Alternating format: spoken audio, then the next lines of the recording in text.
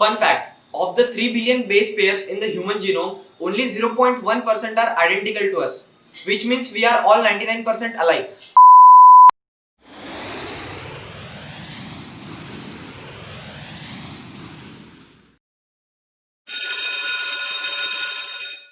Hello everyone, welcome back to redomination. और बताओ preparation कैसे चल रही है? जेईई मेन सितंबर एडिशन के लिए बस ऑलमोस्ट एक महीना बाकी है। अभी भी आपने स्ट्रेटेजी नहीं बनाई है तो कोई प्रॉब्लम नहीं है, आप इस कार्ड पे क्लिक कर लो। मैंने एक वीडियो बनाई थी स्ट्रेटेजी वाली, वो देख लो। उसके अलावा हमने एक प्लेलिस्ट बनाई है 20 दिनों की, अ क्वेश्चन अ डे नाम की। आप वो जाकर प्लेलिस्ट देख लो, बहुत अच्छी प्लेलिस्ट है। उसमें बहुत सारे टॉपिक्स कवर किए, बहुत वास्ट टॉपिक कवर किए और सारे इंपॉर्टेंट वेटेज के हैं। एक बार वो वीडियो देख लोगे तो बहुत फायदा होगा। उसके बाद आज की वीडियो पे आते हैं। बायोमोलिक्यूल्स आज हम खत्म कर देंगे। आखिरी के 3 topics enzymes, vitamins and nucleic acids आज हम करने वाले हैं। बायोमोलिक्यूल्स खत्म, उसके बाद हम बाकी टॉपिक्स पे बढ़ेंगे, मैथ्स और फिजिक्स वाले। ठीक है, तो चलो लेट्स स्टार्ट बायोमोलिक्यूल्स। ओके, तो आ गए हैं हम हमारी छोटी सी स्क्रीन की तरफ और स्टार्ट करते हैं बिना ज्यादा टाइम वेस्ट किए। सबसे पहली चीज कि इस वीडियो को बनाने में थोड़ा टाइम लगा क्योंकि मैं थोड़ा बिजी था अपने कॉलेज के वर्क में, और आगे भी थोड़ा सा टाइम लग सकता है, अगले कुछ 5-10 दिन। लेकिन उसके बाद मैं रेगुलरली डाल दूंगा वीडियो, तो उसकी टेंशन आप मत लेना, ठीक है। और सॉरी इसको थोड़ा डिले हो गया। अपार्ट फ्रॉम दैट, अगर आप इस चैनल पे नए हो तो लाइक कर देना वीडियो, और इसके अलावा शेयर कर देना अपने दोस्तों में, ताकि मैं और लोगों तक पहुंच पाऊँ। उससे मुझे और मोटिवेशन मिलता है। और 300 सब बहुत पास है हमारे, तो ट्राई करना कि वो भी हम अचीव कर ले, ठीक है। तो या लेट्स स्टार्ट। तो enzymes, vitamin and nucleic acids, सबसे पहले हम देखेंगे इसमें इंट्रोडक्शन।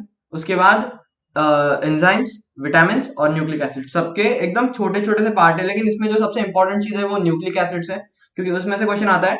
और विटामिन, एंजाइम्स का इतना इंपॉर्टेंस नहीं है with respect to engineering perspective, लेकिन विटामिन के क्वेश्चन आए थे, मेरे टाइम पे भी आया था, मुझे याद है। कोई डिजीज से रिलेटेड सवाल आ सकता है, ठीक है। स्टार्ट करते हैं एंजाइम्स। तो एंजाइम्स में सबसे पहले ये 2 facts, all enzymes are globular proteins, almost all enzymes are globular proteins. और एंजाइम्स का नेम हम कैसे बताते हैं? अगर एंडिंग ASE से हो रही है तो उसको हम बोलते हैं कि वो एंजाइम्स है, ठीक है। तो एंजाइम्स का नेम हम ऐसे करते हैं। और या life processes like digestion, absorption of food, production of energy, they require very mild conditions in the human body, and that's why enzymes act as catalyst. तो कोई कंडीशन देनी होती है हमारे बॉडी में ताकि एक पर्टिकुलर रिएक्शन हो पाए, डाइजेशन जैसे एब्जॉर्प्शन ऑफ फूड, तो उसके लिए एंजाइम्स वो कंडीशंस क्रिएट करते हैं। Enzymes are catalyst, they are biocatalyst, ठीक है। अब एंजाइम्स का नाम हम कैसे रखते हैं? देखो, तो एक तो कंडीशन ऐसी है कि they are named for a very particular reaction. जैसे माल्टोज को ग्लूकोज में कन्वर्ट करने के लिए हम माल्टेस नाम का एंजाइम यूज करते हैं, तो उसका नाम हम माल्टोज से रखते हैं। तो ऐसे किसी पर्टिकुलर सबस्ट्रेट से उसका नाम लेते हैं। Apart from that, oxido reductase नाम के भी एंजाइम्स होते हैं। तो ये एंजाइम्स अपने पर्पस के बेसिस पे नाम लिखा गया है इनका, कि ये कैटालाइज, ये एक सबस्ट्रेट को ऑक्सीडाइज करते हैं और दूसरे को रिड्यूस करते हैं, तो इसीलिए इनका नाम ऑक्सीडो रिडक्टेस लिख दिया जाता है, ठीक है। और सबस्ट्रेट क्या होता है ये आगे वाली स्लाइड में मैं बताऊंगा आपको। तो या मैकेनिज्म्स ऑफ एंजाइम्स, तो enzymes are needed in small quantities, सबसे पहली चीज। इसका रीजन क्या है? क्योंकि एंजाइम्स को हम रीयूज कर सकते हैं, एंजाइम्स कैन बी रीयूज। जैसे एंजाइम एक सबस्ट्रेट को लिया, फिर उनकी रिएक्शन करवा दिया, फिर वो वापस अपना शेप ले लेता है, जो पहले वाला शेप था उसको हम वापस यूज कर सकते हैं। और कब तक रीयूज कर सकते हैं? जब तक एंजाइम्स का डीनेचुरेशन ना हो जाए, जब तक एंजाइम्स अपना स्ट्रक्चर ओपन ना कर दे। डीनेचुरेशन अगर नहीं पता है तो जाके ये वीडियो देख लो, डीनेचुरेशन मैंने पिछली वीडियो में बताया था इसके, ठीक है। अपार्ट फ्रॉम दैट, अब आगे बढ़ते हैं। देखो, similar to the action of chemical catalyst, enzyme reduce the magnitude of activation energy। ये तो केमिकल काइनेटिक्स वाला टॉपिक है, लेकिन मैं हल्के से बता देता हूँ आपको।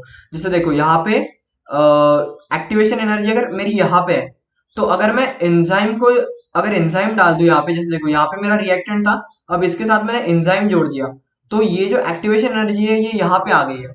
और इसको एक अलग वे में हम ऐसे समझ सकते हैं कि देखो, जब यहाँ पे एक्टिवेशन एनर्जी थी, तो इसमें जो मॉलिक्यूल्स होते हैं रिएक्टेंट्स में, तो उनकी एक पर्टिकुलर एनर्जी होगी सबकी। तो इस एनर्जी तक पहुंचने वाले बहुत कम मॉलिक्यूल्स होंगे मेरे पास प्रेजेंट। लेकिन अगर मेरी एक्टिवेशन एनर्जी कम कर दी मैं, तो मेरे पास बहुत ज्यादा रिएक्टेंट्स है जिनके पास ये एनर्जी है, और वो इस एनर्जी बैरियर को पार कर सकते हैं। तो जाहिर सी बात है कि जो रिएक्शन होगी वो बहुत आसानी से होगी, बहुत जल्दी होगी। तो सुक्रोज का एग्जांपल दिया है यहाँ पे कि बिना एंजाइम्स के सुक्रोज की एक्टिवेशन एनर्जी 6.22 होती है, जो 4 किलो जूल से कम हो जाती है एंजाइम डालने के बाद। अब ये जो बेसिक मैकेनिज्म है मैं इस पे भी थोड़ा सा आपको एक्सप्लेन करना चाहूंगा। जैसे देखो कंसिडर करो, मैं आपको ऐसे एक्सप्लेन करता हूँ। यहाँ पे मेरा एक एंजाइम है, ठीक है, देखो ग्लोबुलर प्रोटीन की तरह ही दिख रहा है वहां पे भी इमेज में, और यहाँ पे मेरा एक सबस्ट्रेट है। तो एंजाइम का जो होता है ना, एंजाइम में एक एक्टिव साइट होती है जो एक पर्टिकुलर ज्योमेट्री की होती है, और जनरली एंजाइम हम सिलेक्ट करते हैं हमारी सबस्ट्रेट की ज्योमेट्री लेके, ताकि वो एग्जैक्टली ऐसे फिट हो जाए। एक की एंड लॉक मैकेनिज्म इसको हम बोलते हैं। तो एक वीडियो है, मैं उस वीडियो की लिंक डाल दूंगा, आप वो वीडियो देख लेना, मैंने भी उसी से समझाया और बहुत अच्छे से समझाया उन्होंने। तो एंजाइम क्या करता है, एंजाइम एक प्लेटफॉर्म प्रोवाइड करता है, उस प्लेटफॉर्म पे सबस्ट्रेट हमारा कनेक्ट होता है, और उसके बाद एंजाइम क्या करता है, उन दोनों को जोड़ देता है, या जो भी रिएक्शन करवानी है हमको उनको सेपरेट करना है तो वो कर देता है, और उसके बाद एंजाइम हट जाता है। तो इससे रिएक्शन थोड़ी फास्ट हो जाती है, यही मैकेनिज्म है, मैं लिंक डाल दूंगा, आप वो लिंक देख लें। ठीक है, तो अब एक क्वेश्चन आने वाला है, उसका जवाब आप देना, पॉज करना, जवाब देना और फिर आगे बढ़ना। आपको पता ही होगा, अब तो हर बार आता है।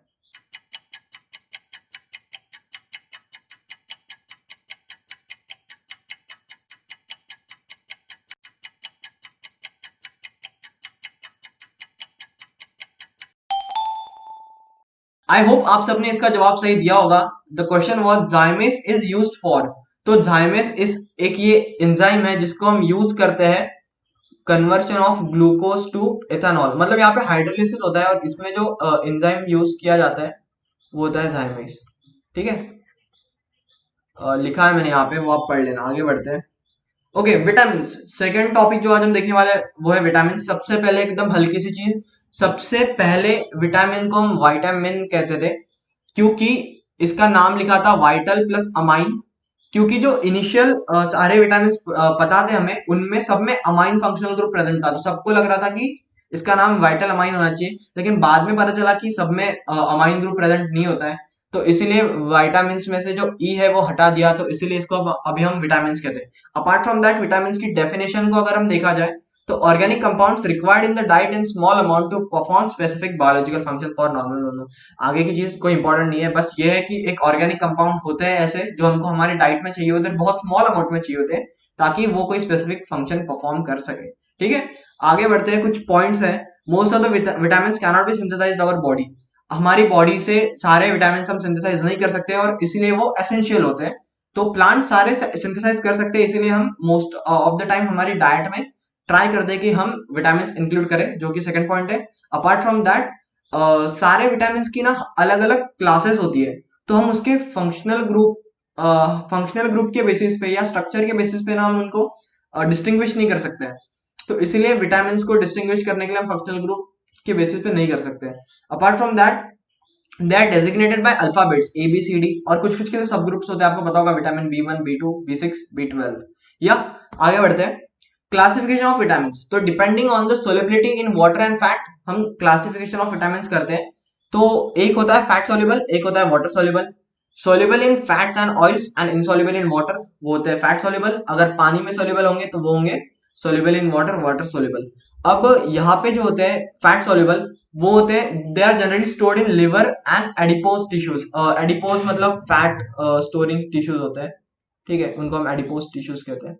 और हाँ, वाटर सोल्यूबल का एक इंपॉर्टेंट पॉइंट है, इस पे एनसीईआरटी पे क्वेश्चन भी पूछा है एक, कि they are readily excreted in urine. क्योंकि वो वाटर सोल्यूबल होते हैं, तो वो हमारी बॉडी में हम स्टोर नहीं कर सकते हैं, एक्सेप्ट विटामिन B12। ठीक है, और फैट सोल्यूबल जो होते हैं वो होते हैं vitamin D, vitamin A, vitamin के, विटामिन ई, और वाटर सोल्यूबल में आते हैं सी एंड बी के सारे सब ग्रुप्स। ठीक है, तो इसको याद रखने के लिए एक छोटी सी ट्रिक मैंने लिखी है कि fat deck and vat BC।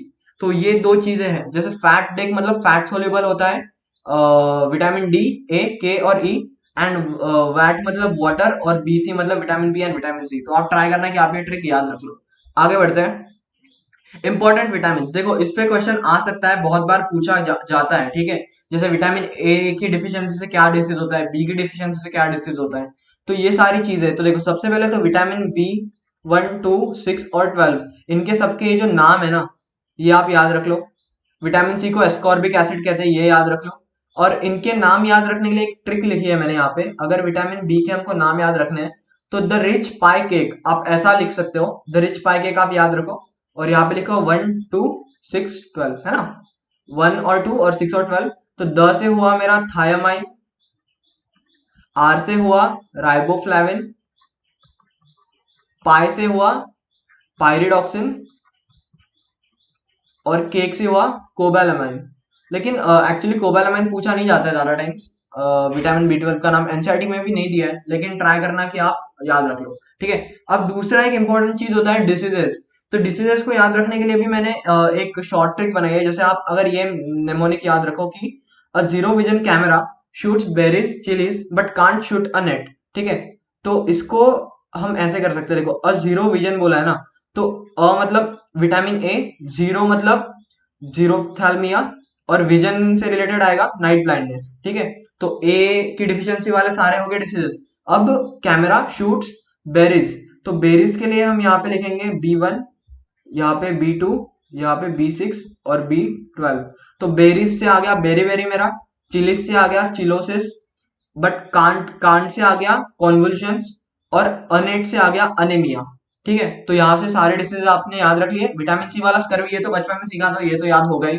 D से रिकेट्स, ये इंपॉर्टेंट चीज है। विटामिन ई और विटामिन के की कमी से जो डिसीजेज होते हैं, फ्रैजाइल आरबीसीज, और के कमी से होता है ब्लड क्लॉटिंग में थोड़ा लैग हो जाता है, मतलब टाइम लगता है। तो ये दो डिसीजेस भी आप याद रख लेना, क्या पता कभी ये पूछ ले, ठीक है। अब एक सवाल आएगा, उस सवाल का जवाब आप दे दो, आपको पता ही है क्या होने वाला है। आगे बढ़ते।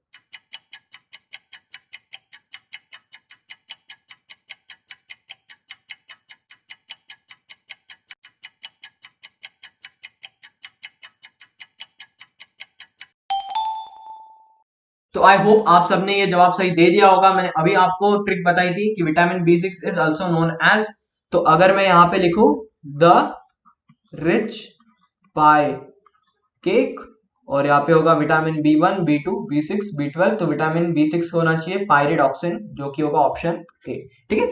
आगे बढ़ते हैं। न्यूक्लिक एसिड्स, न्यूक्लिक एसिड्स देखो, हेरिडिटी पता है, हेरिडिटी क्या होता है, the genetic character which is transferred from our family through generations, ठीक है। तो हेरिडिटी का रीजन क्या होता है, क्रोमोसोम्स, क्रोमोसोम्स की वजह से हेरिडिटी होती है, पढ़ा होगा आपने पहले भी। तो क्रोमोसोम्स जो होते हैं वो बने होते हैं प्रोटीन से और न्यूक्लिक एसिड से, और न्यूक्लिक एसिड्स में फिर दो चीजें आती है, डीएनए और आरएनए, ठीक है। ये एक फ्लो होता है, ठीक है। तो nucleic acids are long chain polymers of nucleotides. तो न्यूक्लियोटाइड्स के लॉन्ग चेन पॉलीमर्स होते हैं, मतलब बहुत सारे न्यूक्लियोटाइड्स ऐसे एक लाइन में कनेक्ट होंगे तो हमारा डीएनए बनता है या न्यूक्लिक एसिड्स बनते हैं।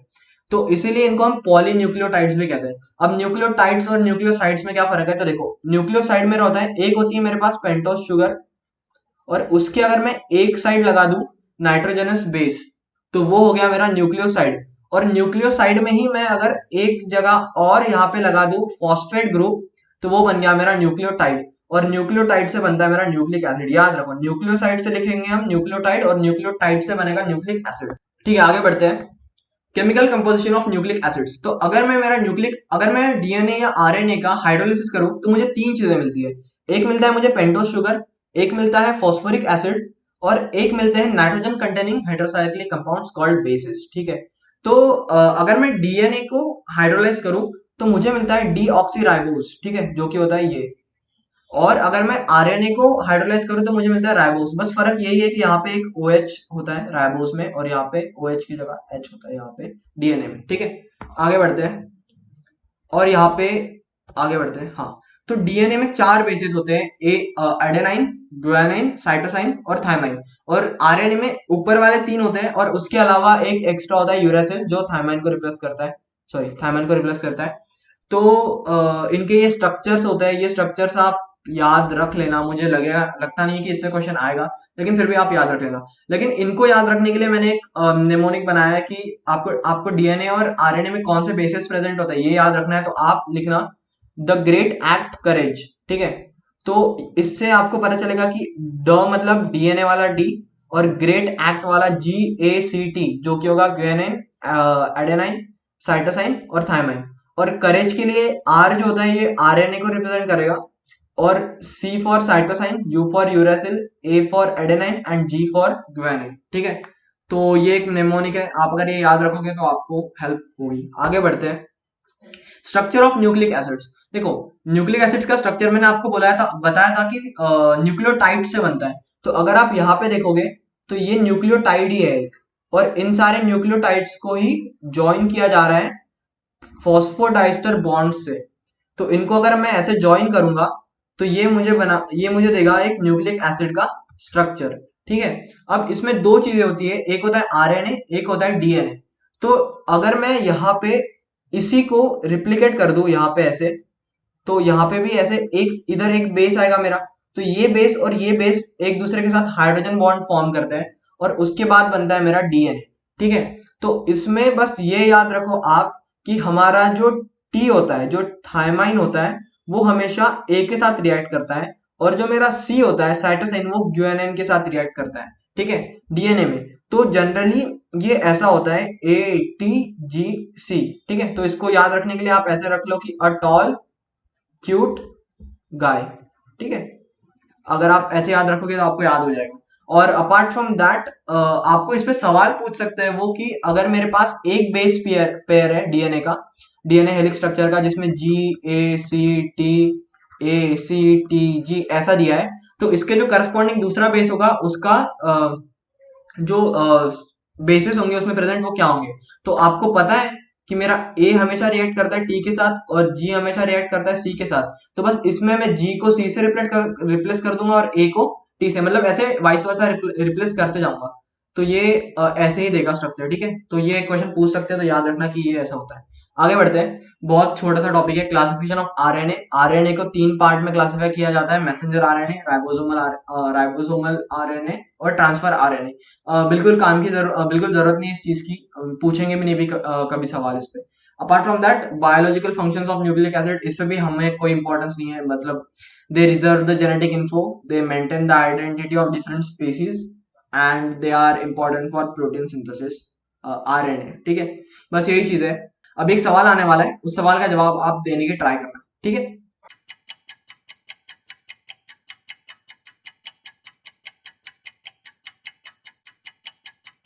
तो इस सवाल का जवाब आपको मिलेगा डिस्क्रिप्शन में, मैंने एक लिंक डाली है स्लाइड्स वाली, उसमें। उसके अलावा मुझे बताओ कि आपको ये वीडियो कैसा लगा। मैंने ट्राई किए थे कि मैं उसमें और एफर्ट्स मारूं, मैं कुछ सॉफ्टवेयर सीख रहा हूं, तो आगे जाके जो वीडियोस आएंगी ना केमिस्ट्री की, उसमें मैं आपको मॉलिक्यूल्स बहुत अच्छे से विजुअलाइज करवा पाऊंगा। तो या do let me know how do like the video. Apart from that अब मुझे बताओ कि मैं आगे किस टॉपिक पे वीडियो बनाऊं। मेरे पास दो ऑप्शंस हैं इसके जस्ट बाद बनाने के लिए, एक तो स्टैटिस्टिक्स या फिर मैथमेटिकल रीजनिंग। तो इन दोनों में से मैं किस टॉपिक को पहले बनाऊं, या इसके अलावा कोई और टॉपिक है जिसकी बहुत ज्यादा अर्जेंसी है आपको जानने की, आपको समझने की, तो मुझे जल्दी बताओ कमेंट सेक्शन में, मैं वो टॉपिक पे वीडियो बना दूंगा। अपार्ट फ्रॉम दैट मिलते हैं नेक्स्ट सेशन में, बाय।